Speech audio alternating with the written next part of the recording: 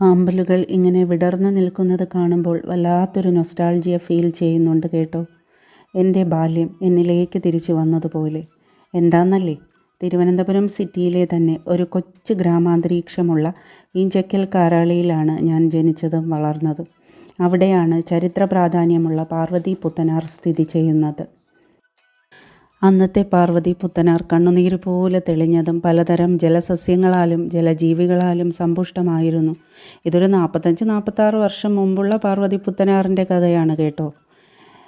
ഇന്ന് എൻ്റെ വീട്ടുവളപ്പിൽ വിടർന്നു നിൽക്കുന്ന ഈ ആമ്പൽ മനോഹരികളെ കാണുമ്പോൾ പുത്തനാറിൽ അന്ന് വിടർന്നു നിന്ന ആമ്പൽ സമൃദ്ധി ഞാൻ എൻ്റെ മനസ്സിലിപ്പോൾ കാണുന്നു. പാർവതി പുത്തനാറിൻ്റെ കൽപ്പടവുകളിലിരുന്ന് ഞാനും എൻ്റെ കളിക്കൂട്ടുകാരിയും ബാല്യത്തിൻ്റെ നിറമുള്ള സ്വപ്നങ്ങൾ ആമ്പൽപ്പൂക്കളെ നോക്കി പറഞ്ഞത് ഓർമ്മ വരുന്നു. ഇനിയും ഇതുപോലുള്ള കുഞ്ഞ് അനുഭവ കഥകളും ചെടികളും പൂക്കളുമായി ഞാൻ വരുന്നുണ്ട് കേട്ടോ.